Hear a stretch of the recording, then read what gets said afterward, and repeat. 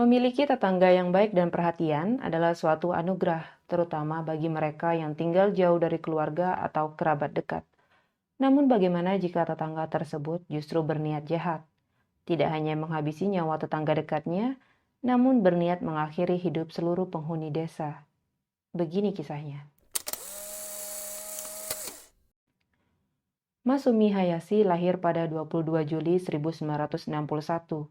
Ia tinggal bersama suaminya Kenji di distrik Sonobe Wakayama, yaitu sebuah kota yang terletak di wilayah Kansai, Jepang.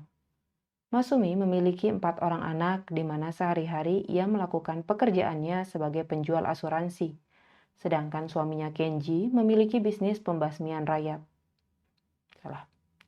Terdapat rumah yang paling besar dengan taman yang indah di desa itu. Rumah itu adalah milik mereka. Semenjak pindah ke wilayah itu, keluarga ini tidak pernah mencoba untuk berbaur.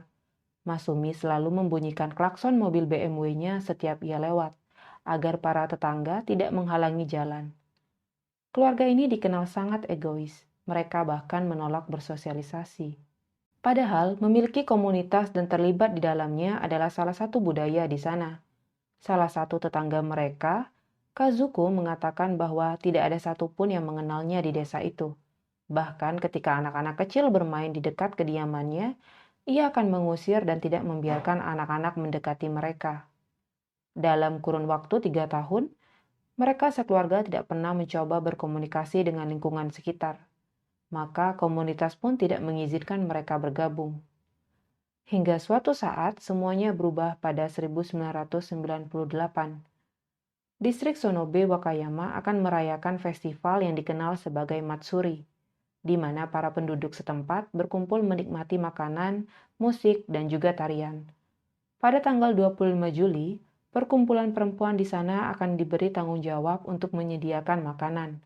Mereka akan memasak oden, yaitu hidangan hotpot yang berisi potongan daging ikan, dan juga takoyaki yang terdiri dari adonan dengan gurita cincang, serta nasi kari yang relatif pedas yang sangat populer di sana. Festival berlangsung tanpa hambatan, hingga saat orang-orang kembali ke rumah, sesuatu yang buruk terjadi.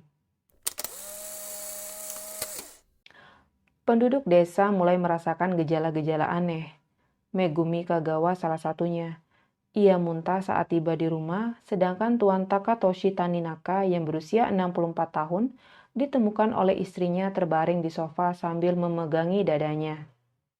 Seorang dokter lokal awalnya mendiagnosis penduduk desa yang sakit menderita akibat keracunan makanan. Ambulans segera membawa mereka ke rumah sakit dan sehari setelahnya ditemukan bahwa mereka telah diracun dengan sianida. Saat itu 70 orang merasakan gejala yang aneh. Wajah Megumi Kagawa membengkak seperti balon. Namun, ia lebih beruntung dari Tuan Taninaka yang telah mengembuskan nafas terakhir di rumah sakit, diikuti oleh 3 orang lainnya, yaitu wakil kepala desa, seorang gadis berusia 16 tahun, dan anak laki-laki berusia 10 tahun. Insiden ini tentunya mengejutkan seluruh Jepang.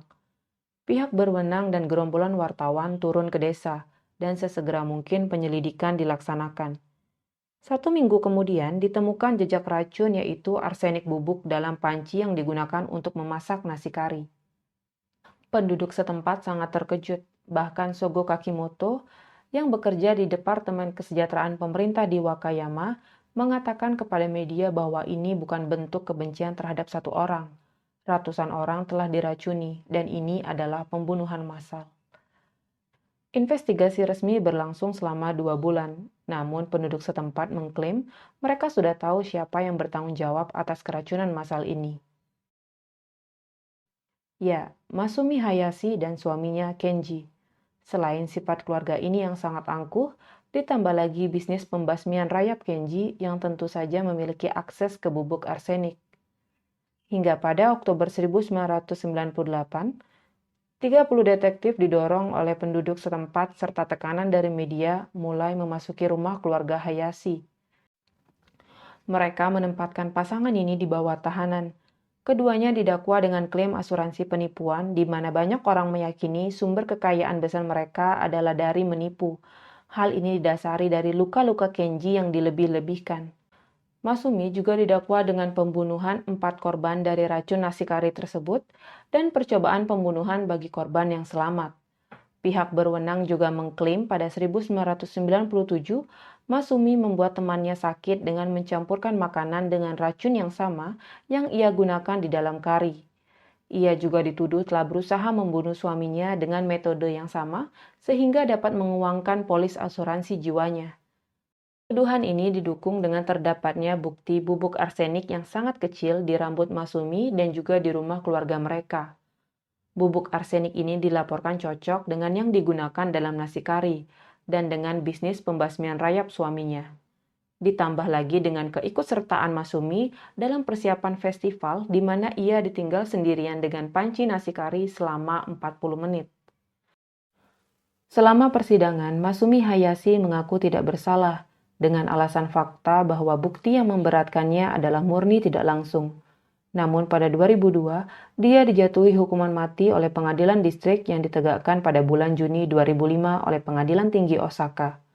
Pada 21 April 2009, sekali lagi ditegakkan oleh Mahkamah Agung Jepang yang menolak banding terakhirnya. Selanjutnya memutuskan bahwa hasil sidang telah membuktikan kesalahannya tanpa keraguan. Masumi Hayashi yang kini berusia 59 tahun terus bersikeras bahwa ia tidak ada hubungan dengan pembunuhan tersebut. Dan sekali lagi mengajukan petisi ke pengadilan untuk meminta pengadilan ulang, tetapi kasus ini sangatlah sensasional, di mana banyak kasus yang terinspirasi dari metode ini di seluruh dunia. Hal ini membuat putra Masumi yang berusia 32 tahun dengan nama samaran Koji Hayashi mulai berbicara ke publik. Ia mengatakan bahwa jika benar ibunya salah, ibunya tidak dapat dimaafkan dan pantas dihukum. Ia tidak bisa mengatakan dengan pasti bahwa ibunya juga adalah korban dari tuduhan yang salah. Namun setiap kemungkinan itu ada. Banyak anggapan bahwa kampanye satu orang oleh Koji Hayashi ini sangatlah luar biasa. Mengingat di Jepang, anggota keluarga terpidana pelaku kriminal sering didiskriminasi dan takut melakukan pembelaan terhadap anggota keluarga yang dipidana, karena takut akan dikucilkan.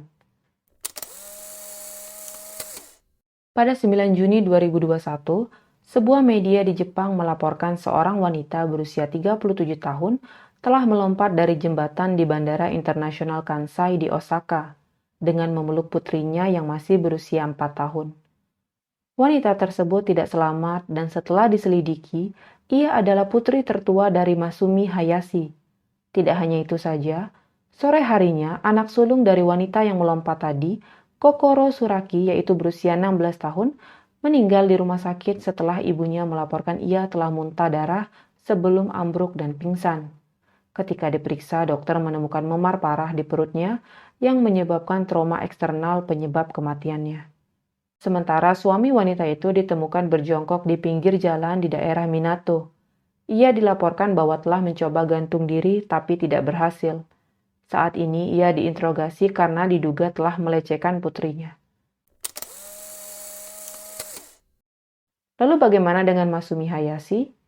Dia saat ini sedang duduk di penjara menunggu dan bertanya-tanya kapan hari terakhirnya tiba, tanpa kejelasan dan hanya mempersiapkan diri karena mereka yang dijatuhi hukuman mati di Jepang hanya akan diberitahu 2 jam sebelum eksekusi dilakukan.